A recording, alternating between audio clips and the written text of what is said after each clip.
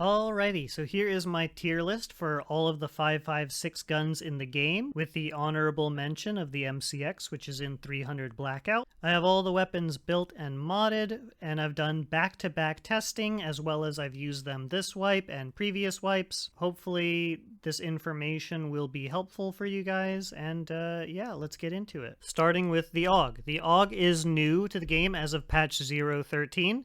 It has very bad horizontal recoil, making it almost unusable. The AUG only takes AUG magazines, which come in the form of 10 round, 30 round, and a 42 round magazine. So being a 5.56 gun without the ability of putting a 60 round magazine in it is kind of a strong negative. Also note, if you use the 42 round magazine, you will need a rig that has 3 slots because the 42 round magazine is a 3-slot item. The AUG comes in 2 variants, the A1 and the A3. When you modify them identically, you will see that the A3 has better ergonomics and better recoil. So I don't recommend that you use the AUG, but if you do need to, definitely select the A3 instead of the A1. There also is a difference with the model between the A3 and the A1. The A3 has a bolt catch and release. The A1 does not. So that is a difference with the actual model of the gun. The AUG A1 goes into F tier. It is very bad in terms of its horizontal recoil.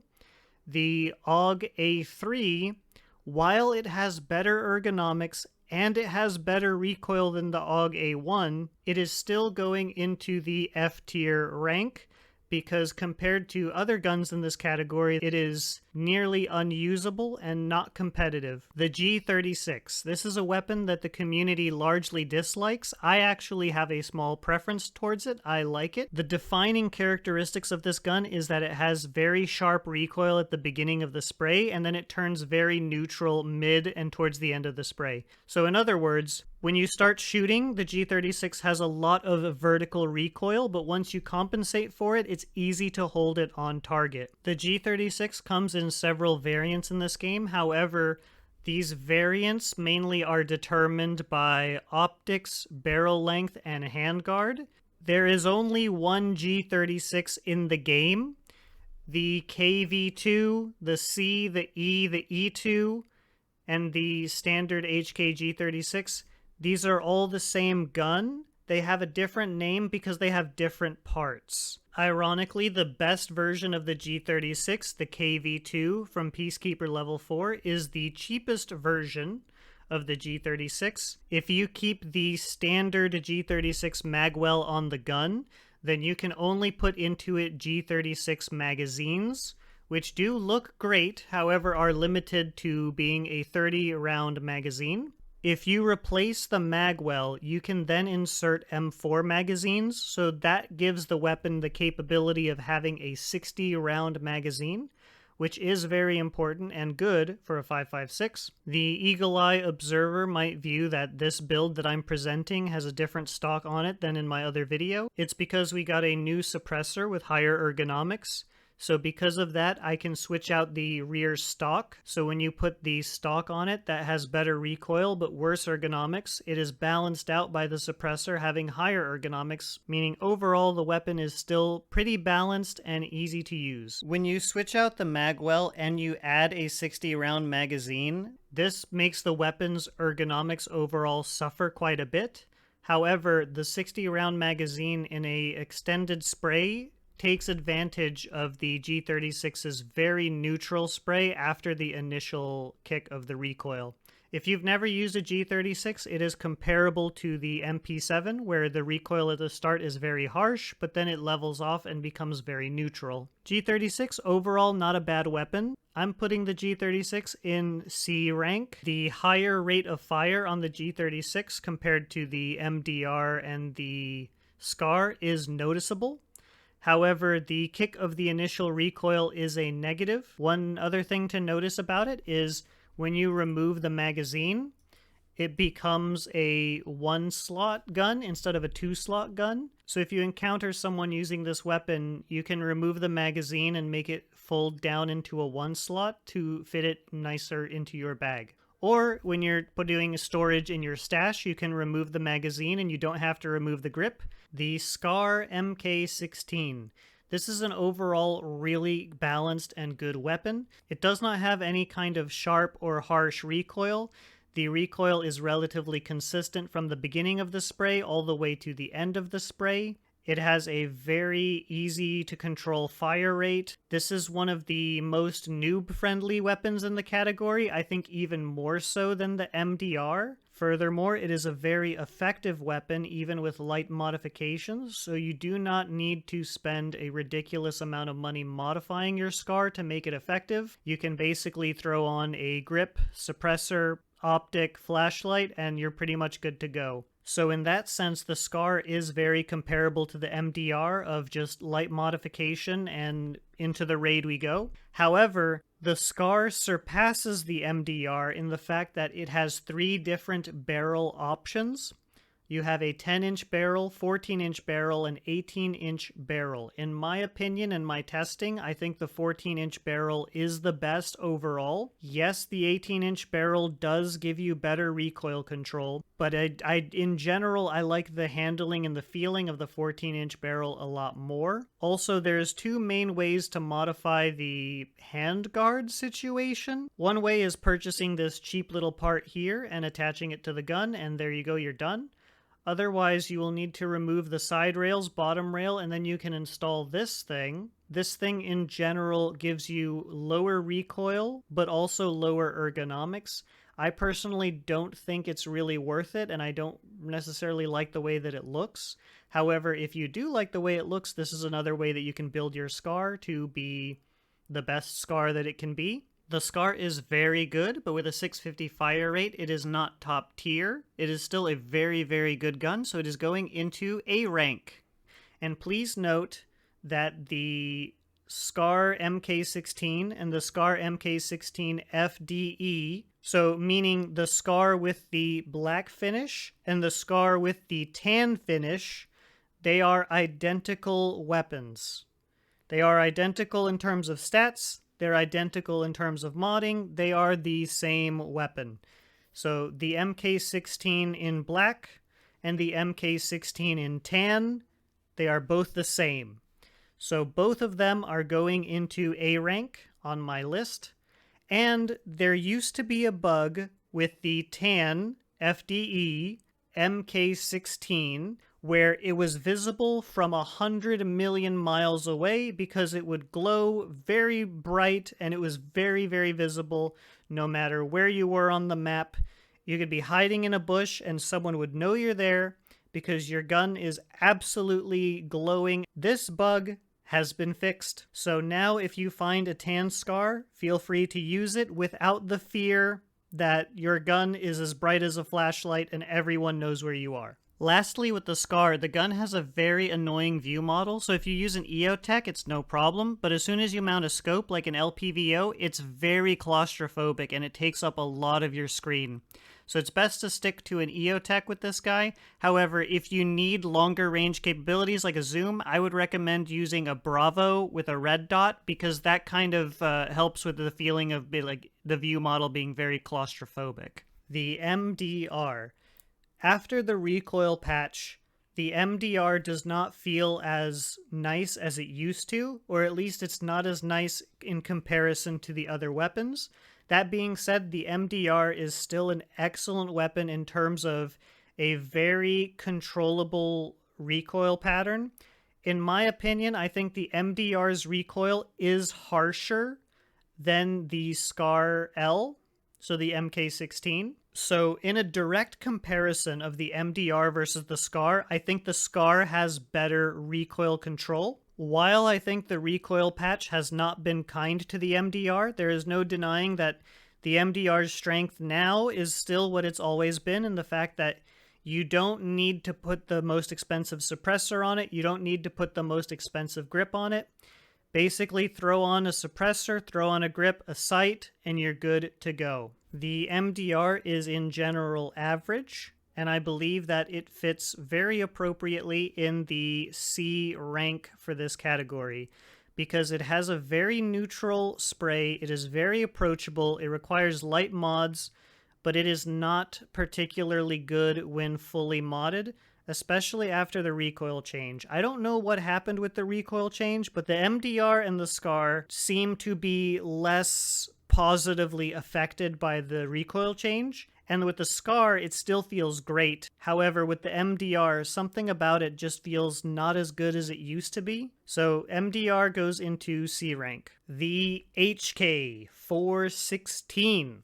This gun has been a favorite of mine ever since the first wipe I played, which was the Bitcoin Craziness wipe. I thought the HK was the coolest thing ever.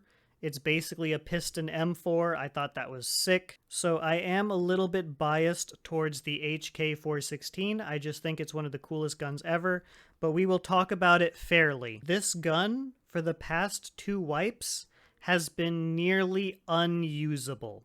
However, with the recent recoil changes that happened this wipe, the HK is now good again. It is not great, it is not the best, but it is now good. And honestly, it's been so much fun to use. Its recoil is not as bad as it used to be. However, if you're not familiar with the HK's handling, the recoil of the HK can feel very wild. And so to explain how it feels, in the initial part, it's all over the place with a strong pull down. Once the spray has become more neutral, then it will start kicking up, down, and left and right. And it is just so much fun. So because its recoil is difficult to control, but the weapon is so much fun and it has the highest fire rate, for me, the HK is going into B rank. There are a lot of different builds you can do with the HK. However, the only real viable builds with this HK, if you want the all-around good HK, you need to go with the 20-inch barrel. The 20-inch barrel build is the best build for this gun, and it's what I absolutely recommend, and it's what I tested. I like the SBR HK with the 11-inch barrel on it. It is wild, it is fun. It's basically like an SMG with the high fire rate, except it's shooting rifle rounds. It's a really fun gun to use, but of course that's only good in very limited situations.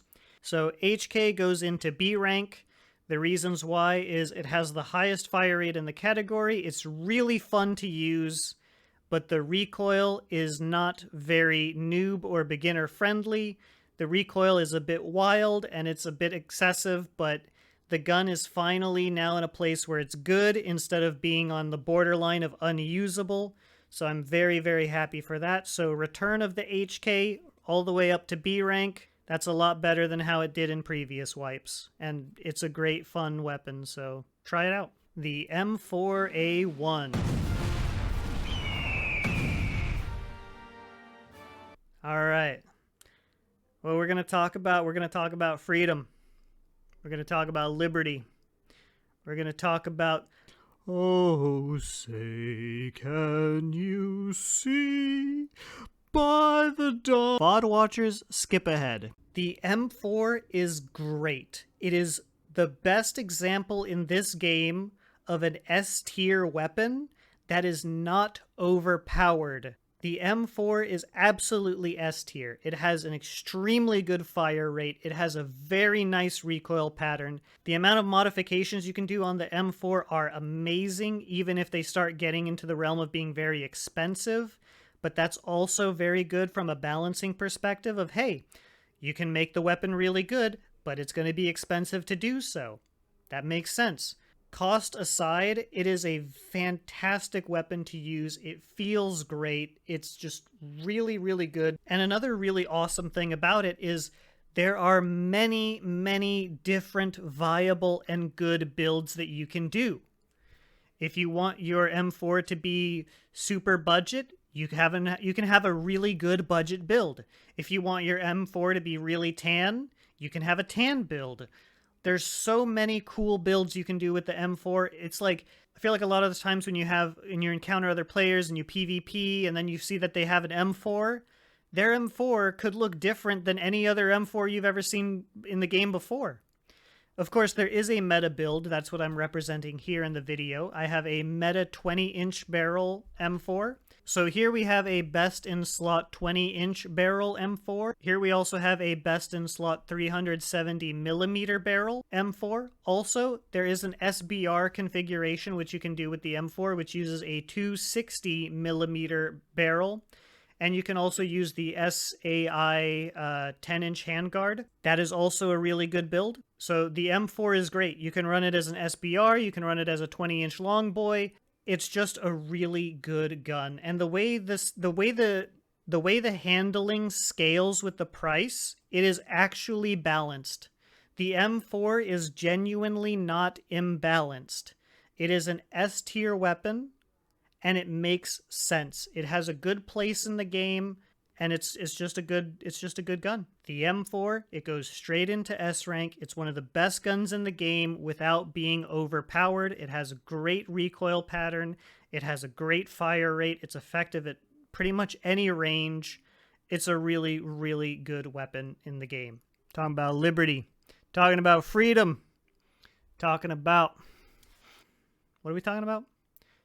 Right, the M4. What? Yeah, okay. The AK-101. Fantastic gun.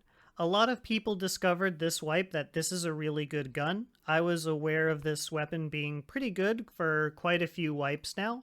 I'm very excited and happy to see other people are enjoying it too.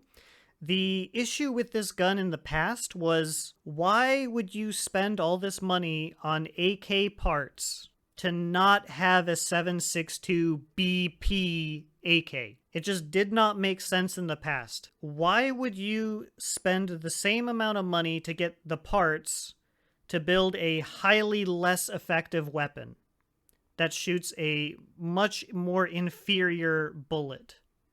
Because when it comes to the balancing of this game, the 7.62 BP round, it's still like one of the best rounds in the game. The issue is you can only obtain it now through crafting. Now, there are psychopaths out there like me who have nearly 7,300 rounds of BP, but that's not the point. The point is, BP is harder to get this wipe, so because of that reason, it makes a lot more sense to explore an AK that fires a different cartridge. For example, the AK that shoots 5.45, or the AK that fires 5.56. So, in the past, the AK-101 was shadowed by the fact that it did not shoot 7.62 BP. However, now that 7.62 BP is harder to obtain, people are realizing, hey, the AK-101, it's pretty good. So the AK-101 has really nice ergonomics and has a very friendly spray pattern. One of the largest negatives about the AK-101 is the magazine size. You can only fit 2 different magazines into this weapon, and both of them are 30-round magazines. That is a negative when it comes to 5.56 shooting guns, because with 5.56 guns, you usually want to have more than 30-round magazines. Of course, 30 rounds is fine. For me as a solo player, it's sometimes really nice to have the option of having 60-round magazines. In some situations, it can save your life. In some situations, it doesn't matter. Tarkov's one of those games where, is it necessary to have a 60-round magazine? Sometimes yes, sometimes no. You know. However, one negative against the AK-101 is it only has 2 magazines, and both of them are 30-round magazines. So, with all of those things in mind, that it's now a more viable AK because 7.62 BP is craft only. It has a very nice spray pattern. It has great ergonomics, but it has the limitation of the 30-round magazines. After careful consideration, the AK-101, I think, goes into A rank. There was a strong debate in my head of putting it into S rank or A rank. However, the reason why I chose to put the AK-101 in A rank is because it has a fire rate of 650, whereas the M4 has a fire rate of 800. So I feel like because of the fire rate of the AK-101, it cannot be S rank. It should only be A rank. Now, it's a very, very good A rank. Perhaps it's even better than the SCAR, but it is more expensive than the SCAR, so that's something to consider. Also, the SCAR, you can put 60-round magazines in it, whereas the AK-101, you cannot.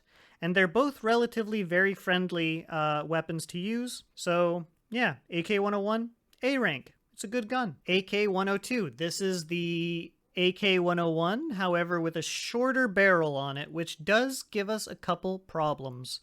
So one of the main problems is you cannot fit the Troy handguard, which you can on the AK-101, so you have to pick the Zenitco handguard.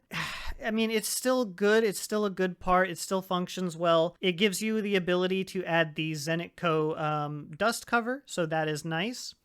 However, the strong failing of the AK-102 is actually its fire rate. The big story to talk about with the AK-102 is the fact that it has a slower fire rate than the AK-101. When you use the 101 and the 102 back to back, it is quite noticeable that the 102 fires slower. So we're talking about a difference here of 650 versus 600. I feel like the 50 reduction in fire rate between them is noticeable.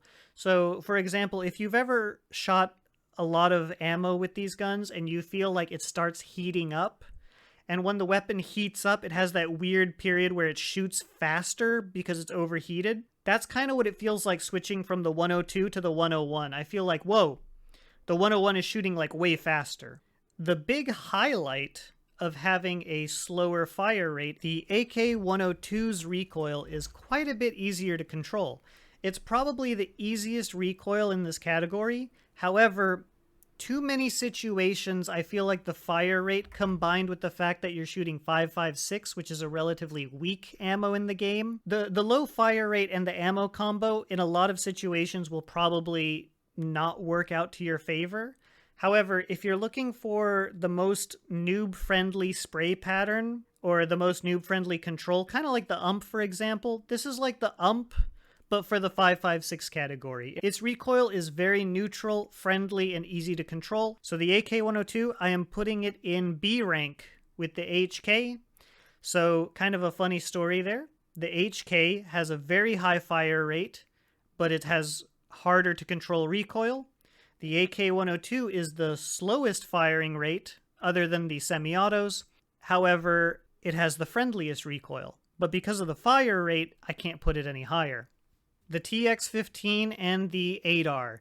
These are both semi-autos, and they have a list of positives and a list of negatives. So the TX-15, it feels very tight, it feels very nice, and probably the biggest benefit of the TX-15 is you don't really need to modify it. You can just purchase it from Skier, throw on a grip flashlight optic, and you're good to go. So it comes with a Thunder Beast suppressor, an 18-inch barrel, Raptor Gray charging handle, a PRS Gen 3 stock. That being said, it is still only semi-auto, so that can be quite a dramatic negative in close-range battles. However, it's a pretty good positive in long-range maps, such like woods, shoreline. And the ADAR, on the other hand, is basically the cheapest way to shoot 5.56.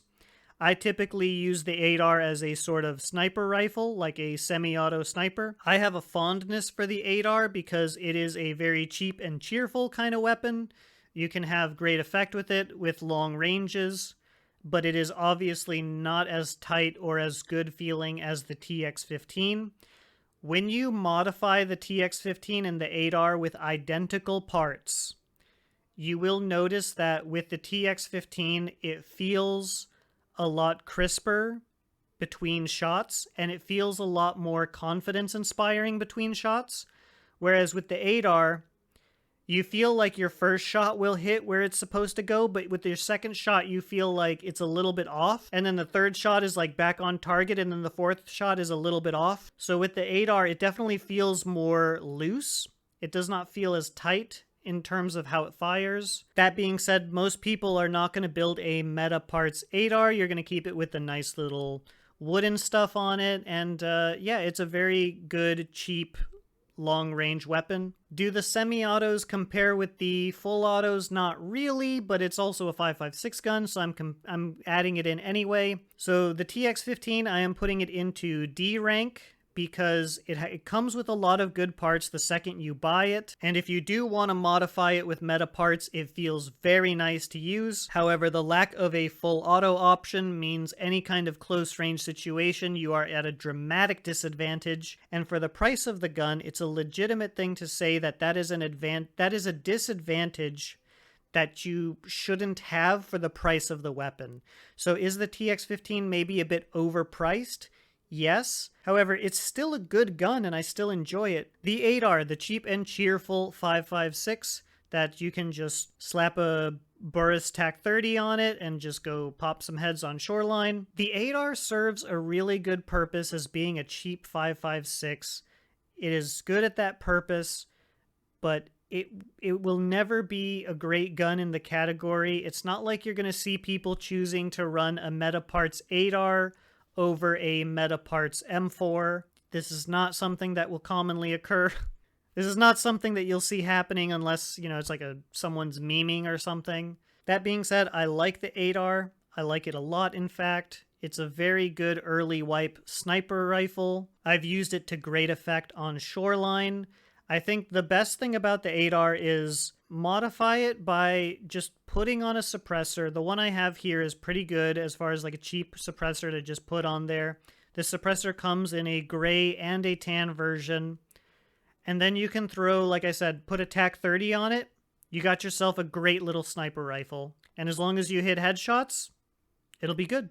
An honorable mention in this category that does not shoot 5.56 is the MCX in 300 Blackout.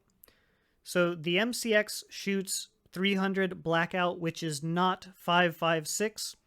However, it is a comparable weapon for this category. The MCX was one of my favorite weapons when I started playing this game, and I thought for a long time, once you put a buffer tube on it, it surely will become one of the best weapons in the game. However, now you can put a buffer tube on it, and it definitely has not become one of the best weapons in the game. It has a pretty rough recoil pattern. I would say probably like mid-level recoil pattern. The ergonomics on it are pretty reasonable, but the spray pattern is not ideal in terms of its control. So I think the MCX goes into the C rank category as it is relatively average, and it's not that great, and there's not really a reason to use it over 5.56 in my opinion, because the main ammo that you can get for it is 300 Blackout M62, and you used to be able to get 300 Blackout AP, but you cannot get AP ammo. You can craft it, however, why would you craft that over 7.62 BP? Makes no sense. The SIG MCX is kind of in a weird spot where it is a niche weapon, but it's not necessarily a good niche weapon. It's kind of just an average weapon. So because it's pretty average in my eyes, it goes into C rank, and there you go.